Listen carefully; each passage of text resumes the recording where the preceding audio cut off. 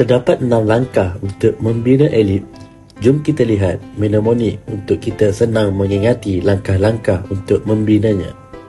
Mnemonik yang dicipta untuk membina elip ialah 2 bulan bayar untuk negara kerana lupa. Perkataan 2 bulan merujuk kepada langkah yang pertama, iaitu bina 2 bulatan sepusat. Seterusnya bayar, iaitu untuk langkah yang kedua, bahagikan bulatan kepada 12. Langkah yang ketiga ialah bina garisan mengufuk, iaitu ufuk. Jadi mnemonik yang telah dicipta ialah perkataan untuk.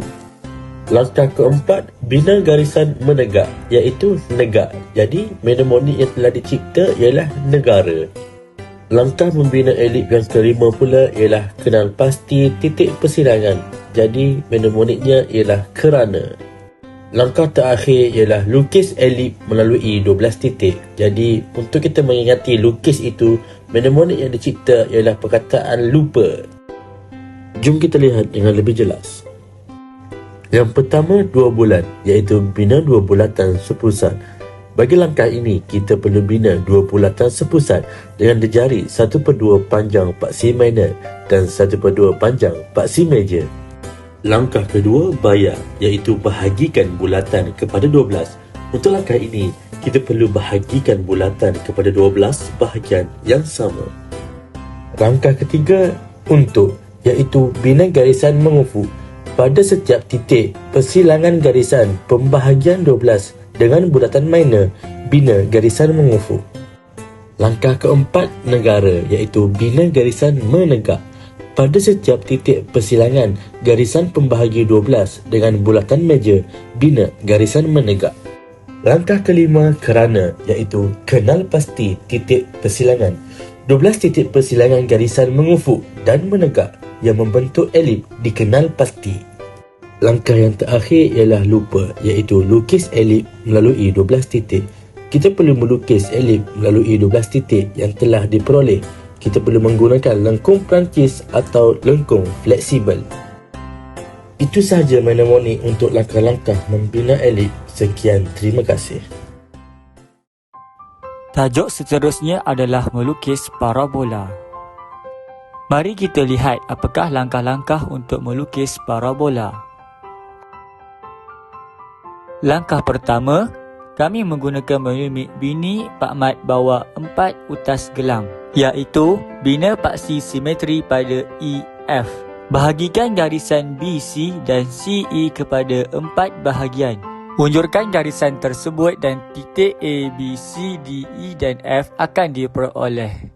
Untuk langkah kedua, kami menggunakan mnemonik bila gasing, iaitu dari titik puncak E, bina garisan ke titik pembahagian A, B dan C. Untuk langkah ketiga, kami menggunakan mnemonik tiba siap, iaitu bina garisan menegak dari titik D, E dan F, maka titik-titik persilangan parabola akan diperoleh. Langkah keempat, kami menggunakan mnemonik lusa, iaitu lukis separuh parabola melalui 5 titik persilangan dengan menggunakan lengkuk Perancis atau lengkuk fleksibel. Langkah yang terakhir, kami menggunakan mnemonik pindah sebelah, iaitu pindahkan setiap titik separuh parabola ke bahagian sebelah menggunakan konsep pantulan. Gunakan kompas dan pembaris serta lengkapkan bentuk parabola. Tangen seterusnya ialah tangen basikal. Terdapat 5 langkah untuk melukis garisan bertangen kepada 2 bulatan secara luar. Kumpulan kami telah mereka satu mnemonik untuk menghafal langkah-langkah melukis garisan bertangen ini. Mnemoniknya berbunyi bibi jerat gamat selalu lulus. Bibi ialah mnemonik bagi langkah pertama, iaitu bina garisan, bina separuh bulatan. Seterusnya, jerat. Jerat ialah mnemonik untuk mengingati langkah yang kedua, iaitu jejari besar tolak jejari kecil dapat jejari baru. Gamat pula mnemonik untuk mengingati langkah yang ketiga, iaitu garis dari pusat melalui persilangan dan dapat titik tangen. Mnemonik yang keempat pula ialah selalu, iaitu selarikan garisan untuk dapat titik tangen lagi satu pada bulatan kecil. Lulus pula ialah mnemonik untuk mengingati langkah yang terakhir, iaitu lukis garisan tangen. Ayuh kita lihat contoh soalan dan kita tengok macam mana kita nak guna mnemonik yang telah kita reka untuk aplikasikan pada soalan. Langkah pertama BB, iaitu bina garisan, bina separuh bulatan. Untuk soalan ini, kita tengok ada dua bulatan A dan B. Jadi kita bina garisan A pergi ke B, kemudian kita bina separuh bulatan pada garisan AB. Seterusnya jerat, iaitu jejari besar tolak jejari kecil dapat jejari baru. Jejari besar dalam soalan ini ialah JA, manakala jejari kecil ialah JB. Untuk memperoleh jejari baru, iaitu JX, kita perlu tolak JA tolak dengan JB. Dengan membina bulatan berjejari JX yang kita peroleh sebentar tadi, berpusat di A bersilang dengan separuh bulatan, titik C diperoleh. Langkah ketiga, gamat, iaitu garis dari pusat melalui persilangan dan dapat titik tangen. Untuk soalan ini, dengan melukis dan memanjangkan garisan AC bersilang dengan bulatan berjejari JA, titik tangen D diperoleh. Langkah keempat pula ialah selalu, iaitu selarikan garisan untuk dapat titik tangen lagi satu pada bulatan kecil. Dengan membina garisan selari dengan AD pada pusat B, iaitu pada bulatan kecil, dan menyilang bulatan berjejari JB, titik tangen E, iaitu titik tangen lagi satu diperoleh. Langkah yang terakhir ialah lulus, iaitu lukis garisan tangen. Bagi contoh soalan ini, kita lukis garisan tangen DE. Itu sahaja 5 langkah untuk melukis garisan bertangen kepada dua bulatan secara luar. Saya harap dengan adanya mnemonik ini, kita akan lebih mudah untuk mengingati langkah-langkah untuk melukisnya. Teknik melukis titik bersilang antara dua bulatan atau lebih dikenali sebagai tangen ikan.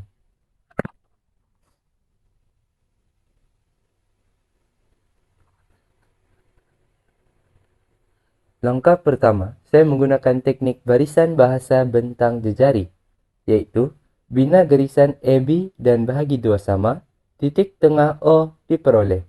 Kemudian, bina bulatan berjejari OA atau OB.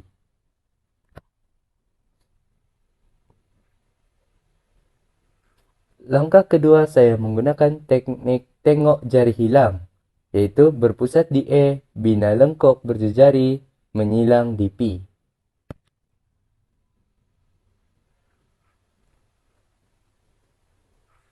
Langkah ketiga, saya menggunakan teknik besan Malaysia dan besan Nigeria hilang, iaitu bina garisan normal dari titik A melalui P menyilang pada T1, bina garisan yang selari dengan A T1 dari B menyilang pada T2, dan titik T1 dan T2 adalah titik ketangenan. Buat langkah keempat, saya menggunakan teknik ganti tiket, iaitu garis titik T1 hingga ke T2.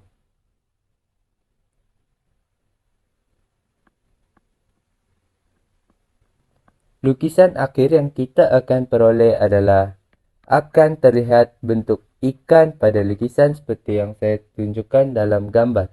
Sekian itu sahaja daripada saya. Terima kasih. Seterusnya, melukis bulatan bertangen kepada dua bulatan lain dan menyentuh di sebelah dalam ataupun dikenali sebagai tangen mata Doraemon. Berikut merupakan langkah-langkah melukis tangen mata Doraemon dan kaedah mnemonik digunakan bagi memudahkan proses penghafalan. Langkah pertama, kamal ataupun kata kuncinya kenal, iaitu kenal pasti jenis tangen.